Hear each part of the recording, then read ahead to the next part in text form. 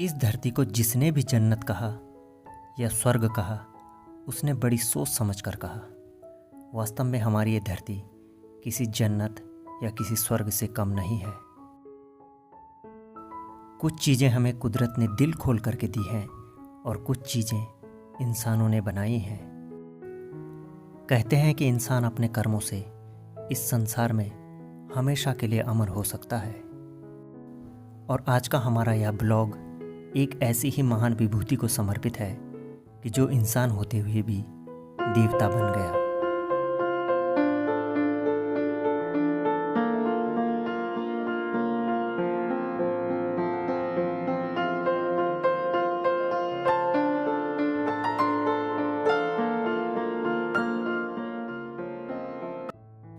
आप सभी को नमस्कार। देवभूमि उत्तराखंड के कूर्मांचल क्षेत्र में पर्यटन और सांस्कृतिक नगरी अल्मोड़ा में इस समय हम हैं चितई धाम के मुख्य द्वार पर।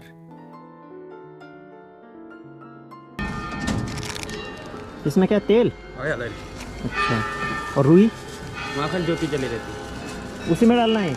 ये डाल दिया मैंने इसमें सब मैंने बना दिया, खा लिया। अच्छा, ठीक है। तो फ्रेंड्स, फाइनली हम पहुंच चुके हैं अल्मोड़ा के चितई धाम में। एक दिव्य धाम है ये भी, उत्तराखंड के प्रसिद्ध मंदिरों में से एक मंदिर। तो चलिए बढ़ते हैं मंदिर की ओर।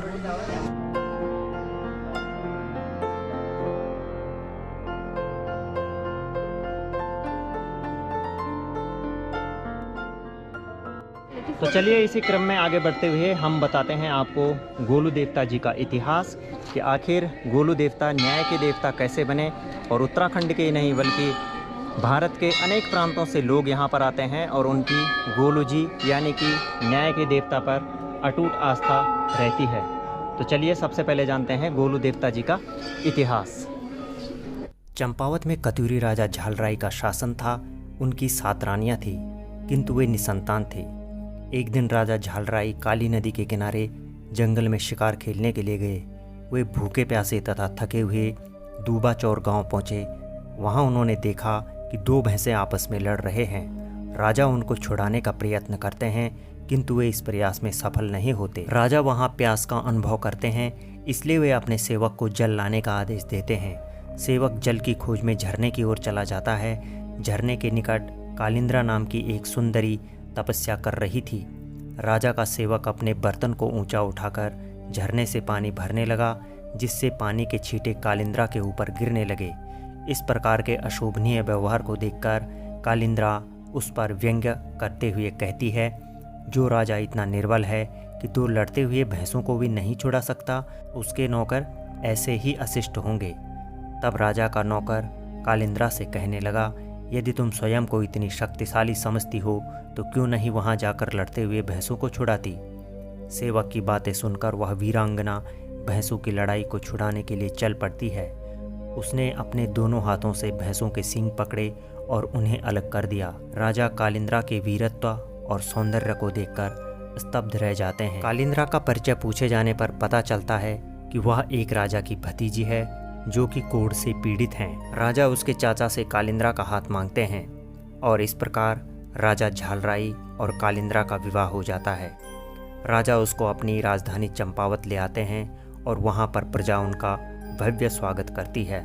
सौभाग्य से कालांतर में रानी गर्भवती होती है। जब कालिंद्रा के प्रसव का समय निकट आया तो राजा को किसी कारणवश राजमहल से बाहर जाना पड़ा। राजा की अनुपस्थिति में अन्य 7 रानियों ने छोटी रानी कालिंद्रा को एक कमरे में बंद कर दिया और कहा कि प्रसव के समय आंखों पर पट्टी बांध देना, अन्यथा अपशकुन हो जाएगा। प्रसव के पश्चात जब कालिंद्रा ने आंखों से पट्टी हटाई तो उसने देखा कि उसके सामने एक लौकी पड़ी हुई है। अन्य रानियों ने ईर्ष्यावश उसके नवजात शिशु को छिपाकर यह अफवाह फैला दी कि रानी ने लौकी को जन्म दिया है। इसके पश्चात नवजात शिशु को लोहे की पिटारी में बंद करके गौरी गंगा नदी में बहा दिया गया। संयोग से वह बहता हुआ शिशु मछुआरे के हाथ लगा। मछुआरा पुत्रहीन था, अतः वह पिटारी में बंद शिशु को प्राप्त करके अत्यंत प्रसन्न हुआ और घर ले जाकर उसका पालन पोषण करने लगा।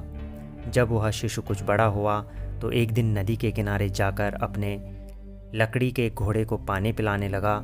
संयोग से उसी समय 7 रानियां वहां पर पानी भरने के लिए आई उन्होंने हंसी मजाक में बालक से कहा, क्या लकड़ी का घोड़ा कभी पानी पी सकता है? बालक ने तुरंत उत्तर दिया, क्या किसी स्त्री के पेट से लौकी जन्म ले सकती है? रानियां निरुत्तर होकर आश्चर्य में पड़ गई थी कि इस गुप्त रहस्य की जानकारी इस बालक को कैसे हुई। उस बालक ने अपने पिता झालराय के पास जाकर इस सत्य घटना की संपूर्ण जानकारी दी। तब क्रोधित होकर राजा ने उन 7 रानियों को उबलते हुए तेल की कढ़ाई में डलवा दिया। झालराय के पश्चात यही बालक ग्वेल, गोरिल आदि नामों से प्रसिद्ध हुआ और चंपावत का शासक बना। अपने सत्याचरण एवं न्यायप्रियता के लिए इनकी आज भी घर घर में पूजा होती है। उत्तराखंड के पर्वतीय अंचल में आज भी इनको न्याय का सबसे लोकप्रिय देवता माना जाता है।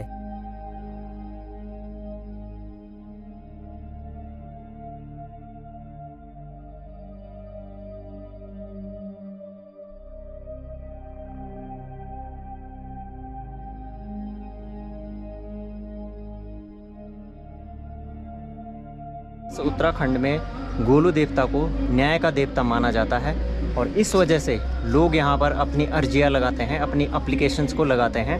उनके जीवन में जो भी दुख होते हैं, जो भी समस्याएं होती हैं, उनके निस्तारण के लिए यहाँ पर ये एप्लीकेशंस लिखी जाती हैं और यहाँ पर गोलू देवता के मंदिर में वो टांग दी जाती है। तो यहाँ पर आप देख सकते हैं कि हज़ारों की संख्या में लोगों ने अपनी अरदास की, अपनी प्रार्थनाओं की अर्जियाँ लगा रखी हैं, एप्लीकेशंस लगा रखी हैं कि हे ईश्वर, हमारे जीवन में सुख शांति बनी रहे और जो भी उनके जीवन की समस्याएं होती हैं उनको लिख करके इन कागज़ों पर और यहाँ पर टांग दिया जाता है।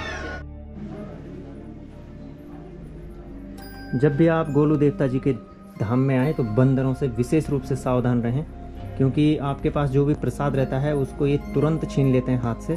तो इसलिए इनका भी ध्यान रखना बहुत ज़रूरी है। देखिए किस तरह से वो इंतज़ार में बैठे हैं।